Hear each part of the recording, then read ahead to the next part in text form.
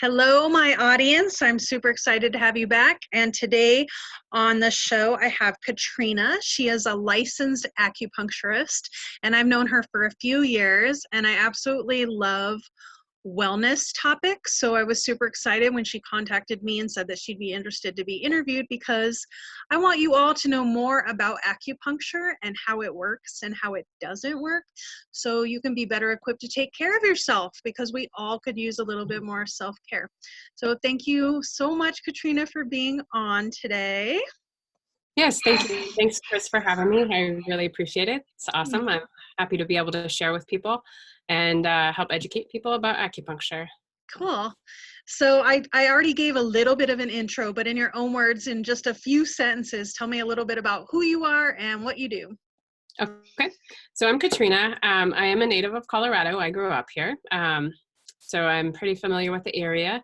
I'm a licensed acupuncturist. I switched my career.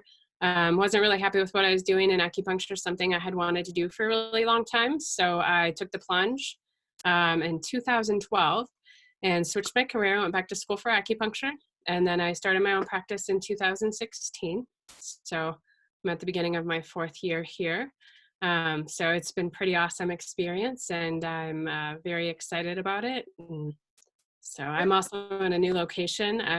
I used to rent a room from 2 chiropractors, and now I have a space here off of 100th and Wadsworth, and my friend Brenda also is here sometimes. So yeah, which is pretty awesome. Yeah. Exciting.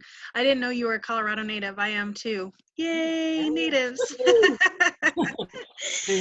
So what's your intention with sharing your story today?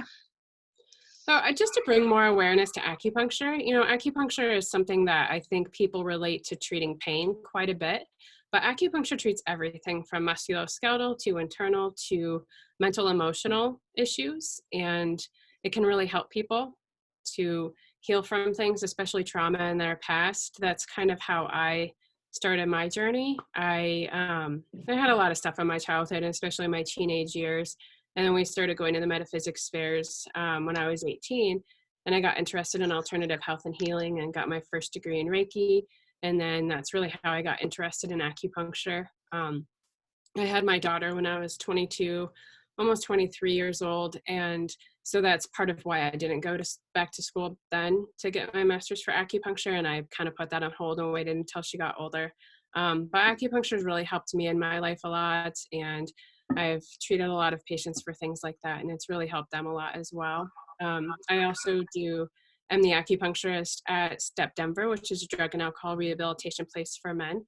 And so I go there twice a month and treat, and that really helps the guys with a lot of their symptoms and to help get through the initial stages of detoxing, because a lot of them are still detoxing when they're there. And then it's just a really fun little community space for us to all share, and me to hear some of their stories, and for them to have somebody different to talk to throughout their course of going through the program there.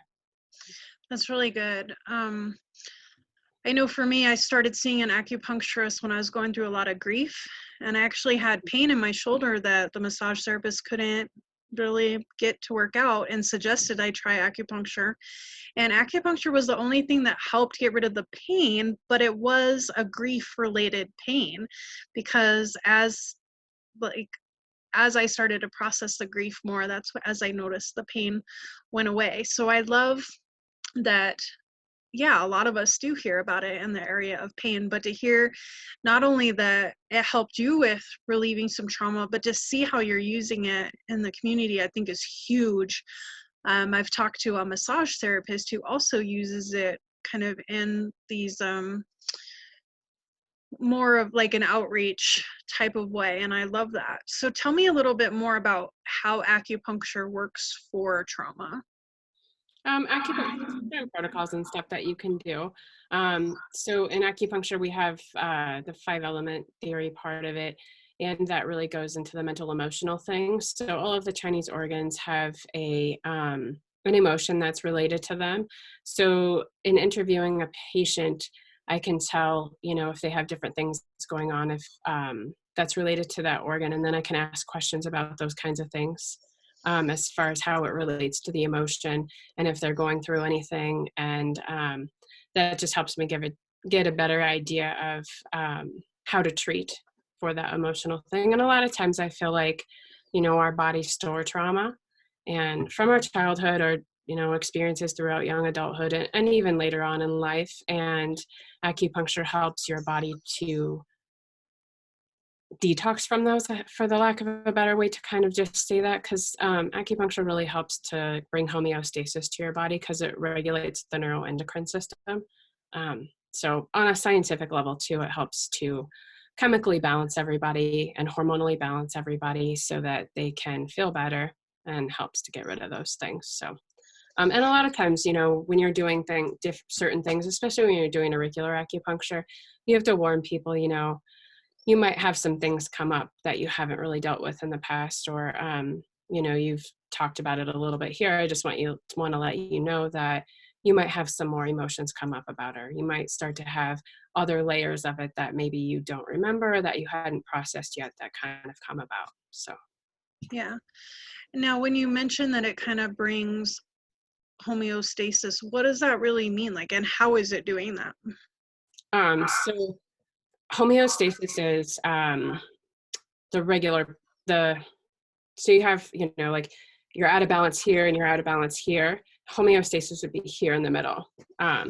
And that's where our body needs to be, right? Like we have to be a certain pH. We have to have, certain chemistries in our body to be where we're supposed to be. So acupuncture helps to regulate those. All of our hormones are supposed to be at a certain level, right? So acupuncture helps to regulate all of those things. And you needle the acupuncture point, you get, it sends a signal to your brain, and then your brain gives a chemical response. So often, especially with pain, your body releases endorphins and enkephalins, and those attach to the opioid receptors, which is part of why it works so well for pain. But it acts on all of the hormones and all of the endocrine system is like all of your glands and stuff like that. So a lot of what's working with the hormones. Does that make sense? Yep, Okay. that makes more sense, because I'm like, well, how does it do that? Because when we're thinking about, okay, you're putting, this tiny little pressure or tiny little needle in a spot, like how does that adjust anything, So Right. it makes sense that it's releasing chemicals to our brains. Right. Got it. Yeah. Can you give an example of like how an organ might be associated to a trauma? Like, can you give an example of that? Like what that might look like?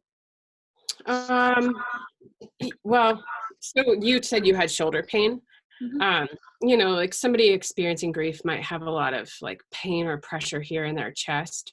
If they have a lot of grief, anger is associated with the liver. You might start to notice that you are waking up a certain time at night, and that could be with anything. That you're hot and flushed. Those are symptoms as well, to as far as like anger and maybe disharmony within the heart as well.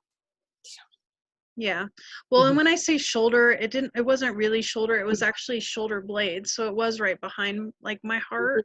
So that makes a lot of sense. I say shoulder because it's easier, but it was like just this knot behind my shoulder blade. So Like underneath. Yeah. So that makes a lot of sense. I think that a lot of times we naturally assume pain is because of aging, or we did something wrong, or we were in some kind of accident, and obviously a lot of pain can be created from accidents, but it's interesting to think about the traumas that we may hold on to and how those can create problems in our bodies. Right. Are you familiar with the book, Louise? You Can Heal Your Life by Louise Hay? I've heard of it. I have not read it. It's on my list of books to check out. It's a great book. That's kind of my book, the book that really like started me on my path of well-being and dealing with a lot of things. But in that book is a table, and you could even just Google search it. And it tells you like, oh, you have this certain ailment going on, and it'll tell you like a positive affirmation to say and what might be going on in your body. So that's another way to kind of relate it to the body, whatever. And I've heard People say like you have lower back pain, so maybe you have some fear around money, or you have some money things that are going on. That's what I mean. Those kinds of things are what's in the Louise Hay book. So. Okay, that makes sense. And I know that I've read before that acupuncture is great for depression. Mm-hmm. Why is that? Because that doesn't seem like a normal thing. We would think about, oh, depression, go see an acupuncturist. Right. Well, that goes back to regulating the endocrine system, right? Also, acupuncture helps to activate the parasympathetic nervous system, which is your rest and digest, and that puts you in a healing state. So it's naturally calming, but calming in a positive way. So, you come in, get acupuncture, you sit with the needles in for a little bit, and you generally feel better. And a lot of people, we have this term that we say in the acupuncture world, people get acu-stoned, because you can actually see it on people's faces, and there's a lot of times people will come for other things and like, I feel a lot like happier. I just feel like better and more well adjusted in my day or whatever, like I'm not having this reaction, I'm not having this reaction. So, and part of it I think is still a little bit unknown. People don't know exactly why it works. So Yeah. there's a lot of research left to be done, but there is a lot of scientific basis behind it. But other than that, it's really just balancing things out in the body and making us work right. Our diet and lifestyle contributes a lot to the things that we're going through. And we have such a busy, high stress society in the United States that, that stuff really throws us out of balance. And if you use nutrition as a foundation, a lot of the foods that we're eating don't have quite the nutrient content that they did, even 20 years ago. And that really affects us as well. So acupuncture can help with the detoxing, like I said, and then the balancing. And so that's really how it can help with that a lot. Yeah. Did that answer your question? Yeah, it did. I think that, you mentioned the stressfulness. I think one of the benefits of acupuncture, whether or not it has to do with the needles at all, is just laying down in a quiet space for 20 minutes.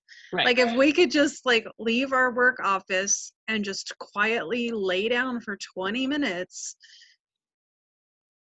Right. how much would that, change our day? So add to that the benefit of, these new chemicals being released, the pain relief, and all those things that acupuncture offers. It's almost like taking a little nap. You get a break to let your body just calm down and be. So that's a huge benefit. I think so. Yeah, and then just talking, it's a safe space here. People can share whatever they want. I'm not going to share it with anyone else. They can say what they want. They can cry. They can be angry. And I can just listen, or I can offer advice. It's really, obviously I do offer advice, but, I ask first sometimes, and, I don't ever push anybody to tell me something they don't want to, but, and I feel like it's easy for people to talk to me and to share things with me. And I think that that's therapeutic in its own right, to talk to somebody that, you don't necessarily know very well. Obviously I get to know my patients a lot of the time, but, it's nice for somebody to be able to share. And also it's not, counseling per se. So it doesn't have that connotation over it. So it's just more like conversation and sharing, like maybe you would going out to have coffee with somebody or something, but we're in a With a good friend. Yeah. Yeah, that's nice. I think we could all benefit from that too. And that alone is a stress relief as well. Yeah. I know, speaking of stress, I think one of the things that kept me away from acupuncture for so long is my fear of needles. Yeah. And I remember my first treatment, I was sweating because I was so nervous. And can you talk a little bit about the difference between this fear of needles that I have and the needles you use? Well, a lot of people do have that. And I have treated people like that. So when they come in, I'm like, well, let's just do a random spot. And people are like, oh, that's nothing. I've never really had anybody completely freak out by it or anything. But to give you some perspective, you can fit about 12 to 16 acupuncture needles in a hypodermic needle that you take blood with. So the needles are really, really small. And a lot of the times you don't feel the needles getting inserted at all. There are some areas that are more sensitive than others. And on a different day, somebody might have more sensitivity than they did, on a previous acupuncture session. And those things are all perfectly normal as well. Yeah, I felt that too. My fear of needles really was around the idea of having blood drawn or getting a shot. And this Yeah. was not like that at all. I didn't feel the needles. I remember even one time opening my eyes and there was one here and I didn't even know Yeah. that it was here, which you would think your face would be really sensitive. I didn't notice. And if I did feel any sensation, it wasn't even like a bee sting or it wasn't anything. It was more like it felt more like my body was responding to something. Like maybe Mhm. it almost felt like it was releasing some heat or energy or something. And it was like almost instantaneous. It was like boop, boop, and gone. So it definitely, even though was scared and was sweating during my first appointment, after that, it was like no big deal whatsoever. It felt really good, relaxing. I felt like I had taken a nap. It was just really refreshing. And I did feel a lot better and more balanced.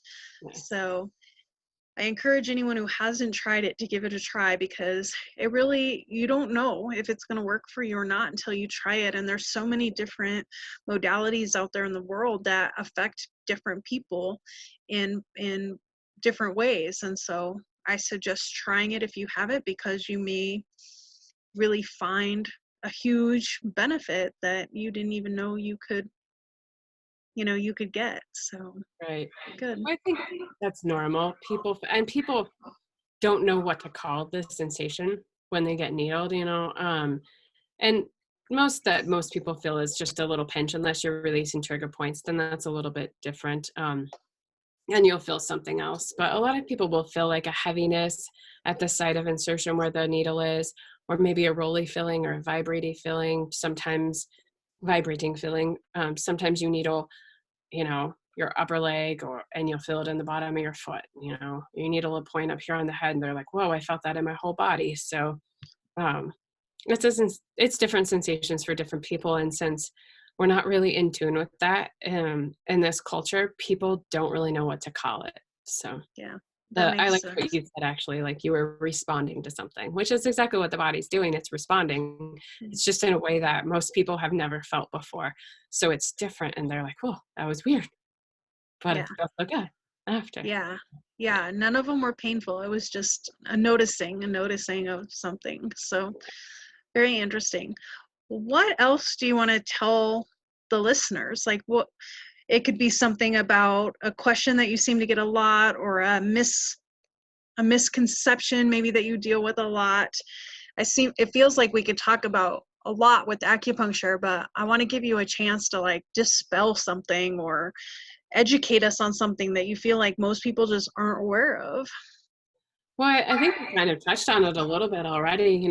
People just really aren't aware that acupuncture can be used as a whole uh, health and wellness therapy to help many, many, many things in the body. You have everything from, like we said, pain, and then we can go into the internal things. It helps with digestive issues. It can help with problems with blood pressure, insomnia, headaches, migraines. And then when we go to the mental emotional things, it helps with anxiety and depression really well.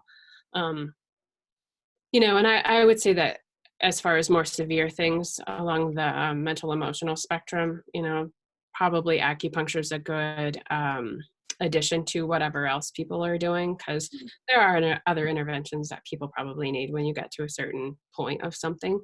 Right. And that's not really for me to decide as an acupuncturist, but yeah, and so acupuncture just works really well. People ask a lot. Here's a question that people ask a lot, like, how many times do I need to get acupuncture? And That's I a good always tell people, if you have something acute, you can expect to come 6 to 8 times. And if you have anything chronic, it can be 8+ times. Everybody responds a little bit different to acupuncture, so it's really hard to say exactly what somebody will need. People generally feel a difference after the first acupuncture treatment or two. And then, some people feel better and their problems resolved after 3 or 4 treatments. And then, like I said, people need a lot more treatments. It really depends on the layers. And sometimes that's what we do. We peel layers off. we start here, and then we address this thing, and then we start to address a lot of the other things that are going on, especially if people have a lot of health concerns and health issues that are going on. And then also, for some people, it does just end up being a way to manage things. So it's a good non-invasive way to manage. For instance, we'll go back to the pain, and not be taking a lot of pain medication. You come and get acupuncture, and it helps to get you through, 2 or 3 weeks when you're on a maintenance plan. Maybe you need to come a little bit more often depending on what your situation is. And sometimes people with severe injuries, or a lot of times the senior community, can use acupuncture as a way to manage their symptoms. And that can also go for the anxiety and depression too, right? It helps you to feel better and to stay balanced, but it's something that you continually need to do that. So maybe you're taking less medication, or maybe you get off your medication. That's a conversation, that we would have with the doctor, or that the patient would have with the doctor in conjunction with what I'm doing here. And then, you get acupuncture instead of some of that stuff to help you maintain and to feel better. So that could be for many, many different things. It really just depends on what's going on with somebody. And so when somebody comes in for acupuncture, I do a long interview and I go over all the body systems, and that allows me to see what Chinese medical patterns you have. And then that's how I determine how I want to treat. Very good. And again, I kind of think about that pretty much anyone at any time taking a break to just lay down and have nothing going on is going to bring health and wellness to them. And then Right. add in that additional benefit of, kicking out some of these hormones, detoxing a little bit, helping us find that balance. It's almost like it's a meditation of sorts to just stop and be treated. So I love what you're doing, and I really hope that acupuncture grows more in our communities. You surprised me actually when we talked before, because you told me that some insurance is now covering acupuncture. It is. I think pretty much all of the insurance companies cover acupuncture.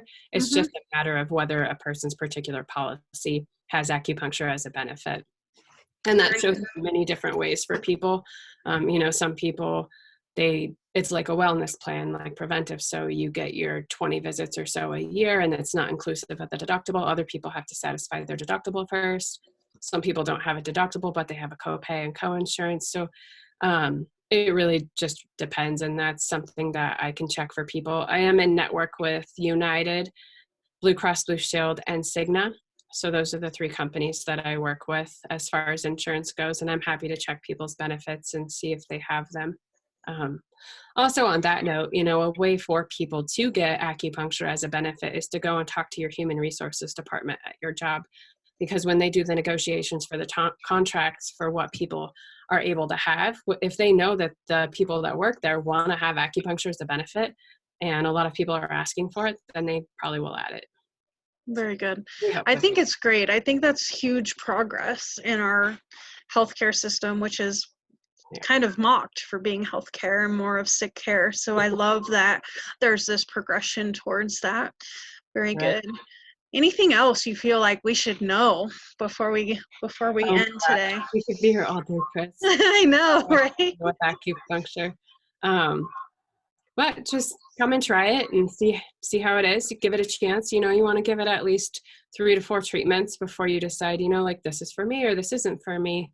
I think that's a really good foundation. And I'm trying to think. I'm like, I haven't had anybody be like, oh, this isn't for me. Like, people feel better. Even if they, like I said, it doesn't get completely resolved, people feel better.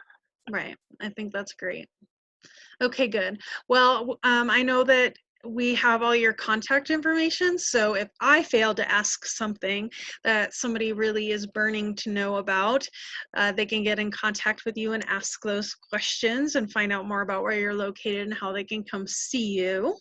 Okay. And I always end my interviews with a fun question, because I like to get to know you as a whole person, and it's kind of fun. So let's see. You kind of already told us your favorite book, and I'll make sure I put a link in there for that as well. But Um, if you had a magic wand right now, Oh. what's one thing you would do with that? Um, I think I would take away the shame and stigma and being vulnerable and dealing with your past trauma and allowing other people to know that you have that so that you can not so that you can feel like it's a safe place to heal and to share those things and not feel like you're being judged and so that more people could feel love and feel like they are valued and have self-confidence in their adulthood when they've had, I don't know, whether it be childhood trauma or adult trauma, whatever. But, a lot of people get really stuck in some of the stuff that maybe they didn't do right, or they feel like they didn't happen right in their life. And then they get stuck in the shame cycle and they just allow it to become a downward spiral for them. And there's a lot of hurting and in the world from that. So Yeah. I would fix all of that. Maybe that was too Yes. much, but Well, if anyone deserves a magic wand, it would be you, because you want world peace. I just want I just want healing for people and for people to Yeah. feel like they matter and that they're loved and that they have something to contribute to society because everybody does. Yep. That's absolutely true. I 100% agree with that. Well, thank you. Yeah, you're welcome. Thank you. All right. Well, with that, we're going to go ahead and close. I thank you so much for being on today. I hope all the listeners got some new good insight about acupuncture and how it can be used, because maybe they've only considered that it can be used for pain, and now they know that it can be used for emotional stuff too. And I think that can be a great way for those who might be a little bit resistant to some therapy, but have some trauma, that this might be like a softer, easier ease into starting to process that stuff than maybe what they've done in the past. So Right. thank And you. yeah, you're welcome. On that note, if I could say something else, it's a journey, Yeah. and I feel like we go through life, and as we go through life, sometimes we feel like, oh, maybe I dealt with this, and then we have a newfound wisdom and we've had a different experience, and so then we cycle back and something else, and it kind of the same thing comes up for us, and we're like, oh, like I thought I dealt with this, but it was just another layer of that we had to deal with, but it's because we're ready to and we have the wisdom to do that. So those things happen too. So it's a journey. It's not going It to happen is. overnight for people. Yep, I agree. It absolutely is. We deal with it at the level that we can deal with at the time. Right. Absolutely. Very true. Yeah. Very good. And you have this non-evasive, very gentle way to start or continue that process. And I think that's great. So thank you Right. for sharing with us today. Yeah. Thank you for having me. I'm really excited. I appreciate it. Thank you very much. Absolutely. Okay. Bye-bye. Bye.